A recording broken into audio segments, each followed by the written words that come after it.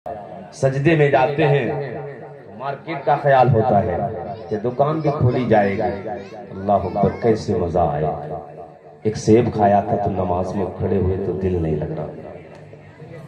اور وہ بھی سیب ایسا نہیں، ہم تو اس کے سامنے کھاتے ہیں، چوریاں کر کے کھاتے ہیں. ہم نے تو چوریاں کر کر کے دوسروں کو کھائی. میرے غوث پاک کے والد گرامی پیغام دے رہے ہیں کہ کسی مالک کی اجازت کے بغیر ایک دانہ بھی ہمارے لیے جائز نہیں ہے. پھر ہم اگر دوسروں کی میڑیں کاٹ کر اپنے کھیت بنا لیں، دوسرے کی میڑ کاٹ کر اگر اپنے گیہوں بویا، اور وہ گیہوں جو ہماری پوری فصل کے ساتھ جب کٹے گا تو ہر ایک میں مل جائے گا، جب سب میں ملے گا نا تو سب کا کھانا حرام ہو گیا. 1 روپیہ حرام کا اور 1999 روپیہ آپ کے اگر حلال کے ہیں، اس 1 روپیے کو خلق ملت کر دیا تو سارے روپیے.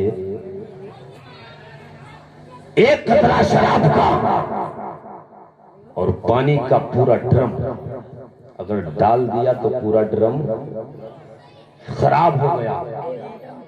تمہاری میڑ کتنا پیدا ہو جائے گا دوسرے کی کاٹ. دوسرے کی میڑیں کاٹنے والوں توبہ کرو.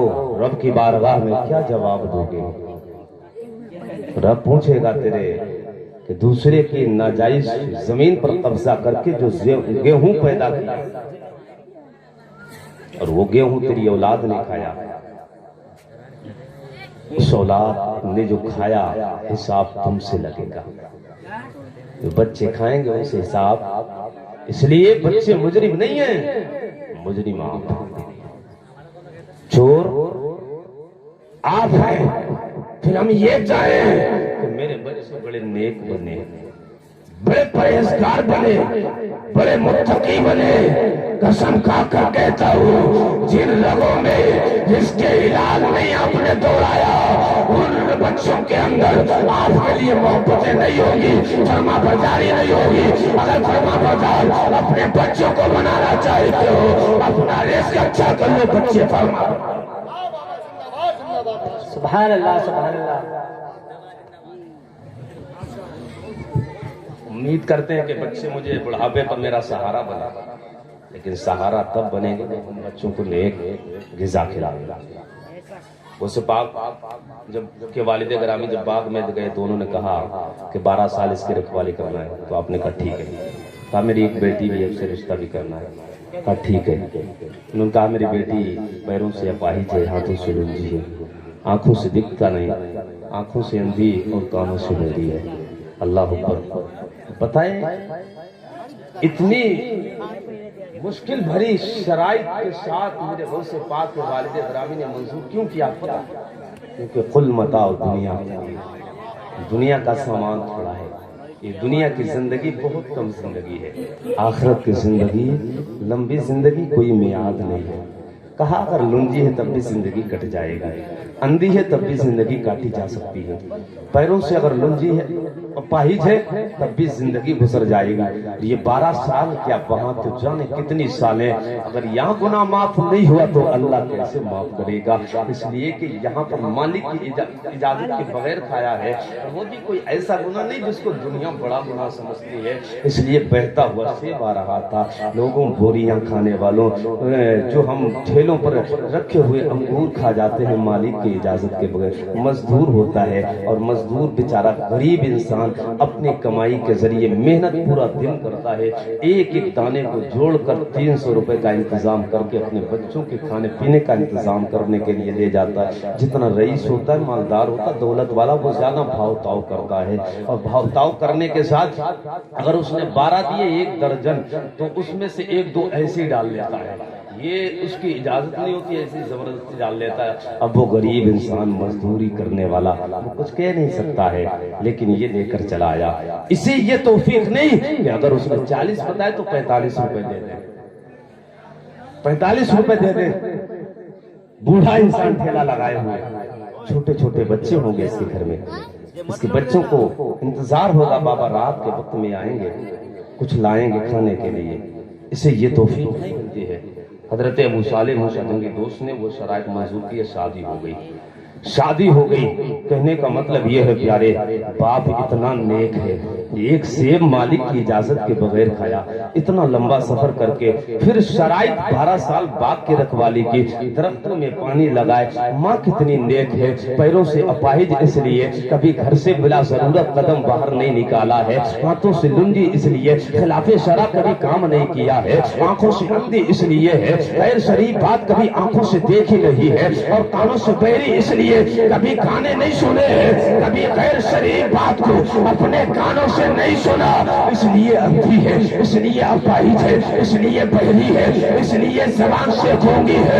اللہ اکبر، جب ماں اتنی نیک ہو، باپ اتنے نیک ہو، جب ایسے نیک لوگ ملتے ہیں اور ایسے دو سمندر، جس کی ماں نیک ہو باپ نیک ہو، ایسے نیک سمندر کا جب سنگم ہوتا ہے اور اس سمندر سے جو ہیرا نکلتا ہے، اسی کو دنیا غوث اعظم کہتی ہے، اسی کو تو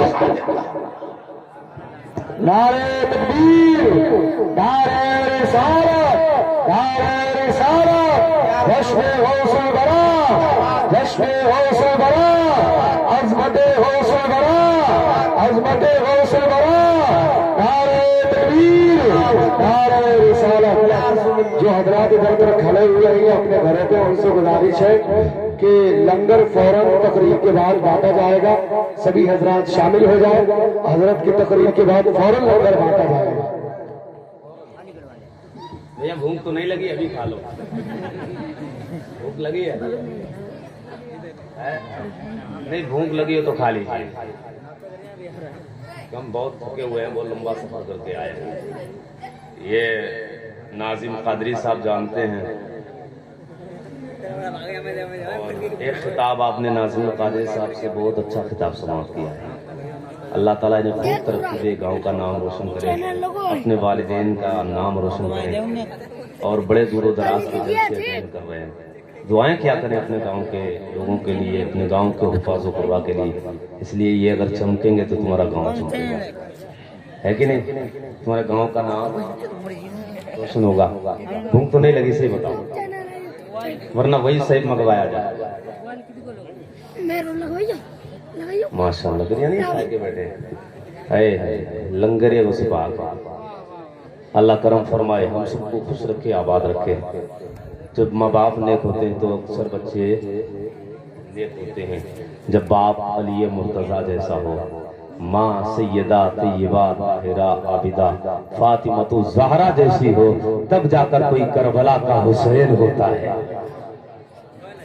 جب باپ غیاث الدین جیسا ہو، ماں فاطمہ ماہ نور ہو، تب کوئی بیٹا غریب نواز بنتا ہے۔ جب باپ ایسا ہو جس کو امام التقیٰ کہا جاتا ہے، ماں ایسی ہو کہ رات کے لمحے مسلح پر گزر رہے ہیں، جب اس کے پیٹ سے کوئی بچہ جنم لیتا ہے، دنیا احمد رضا کہتی ہے۔ جب باپ ایسا ہو جس کو دنیا احمد رضا کہتی ہے، ماں ایسی ہو جس کے مسلح اللہ کی عبادت کرتے کرتے رات گزارتے گزارتے اللہ کی یادوں میں بندگی میں گزرتے ہو، ایسی مبارک ہستیوں سے جو بیٹا دنیا میں آتا ہے، دنیا مولانا مصطفیٰ رضا خان مفتی اعظم ہند کہتی ہے۔ جب باپ مفسر اعظم جیسا ہو، علامہ ابراہیم جیسا، ماں طیبہ زکیہ عابدہ جیسی ہو، تب جا کر بیٹا تاج الشریعہ۔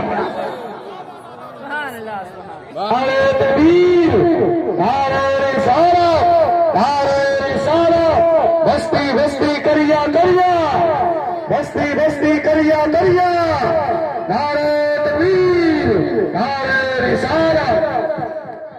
ہر ایک کی خواہش ہے نا کہ ہماری اولاد اچھی بنے، نیک بنے۔ ایک صاحب آئے کہ میری اولاد ٹھیک ہو جائے، بات نہیں مانتی، کا بات نہیں مانتی ہے۔ میں نے کہا تم نے اپنے ماں باپ کی کتنی بات مانی؟ اگر تم نے اپنے ماں باپ کی بات مانی ہوگی تو آج تمہاری اولاد بھی تمہاری بات مانے۔ جیسا کرو گے ویسا بھرو گے۔ ماں باپ کو اگر تم نے ستایا تو ہماری اولاد جو آئے گی اس سے خیر کی امید نہ رکھا۔ اگر تم نے ماں باپ پر ہاتھ چلایا تو لٹ پھیرے گی تمہاری اولاد۔ دوڑا دوڑا کے ٹوٹے گی۔ اس کی وجہ یہ ہے کہ اللہ نے کچھ سزائیں دنیا میں رکھی، آخرت میں تو ہے لیکن اس کے ساتھ دنیا میں اس کی سزا۔ نمبر 1 ماں باپ کو ستانے والا، نمبر 2 اپنے اساتذہ کی بے ادبی کرنے والا، علماء کا گستاخ اور ماں باپ کا گستاخ، ان کو اللہ دنیا میں سزا دیتا ہے مرنے سے پہلے، اور وہاں جو سزا ہے وہ دنیا میں ان کی سزا رکھی گئی۔ غوث پاک گیلان کی سرزمین پر پیدا ہوا، قصبہ ہے گیلان، 470 ہجری ہے، اور اس قصبے میں آپ پیدا ہوئے۔ پھر اس کے بعد کچھ بڑے ہوئے تو ایک دن کھیت کی طرف گئے، پہلے ہل چلائے جاتے تھے، بیل کو لگا کر ہل چلاتے تھے کھیتوں میں۔ غوث پاک فرماتے ہیں کہ جب میں وہاں گیا تو دیکھا لوگ ہل چلا رہے ہیں، میں نے بھی ہل پکڑا اور چلانے لگا۔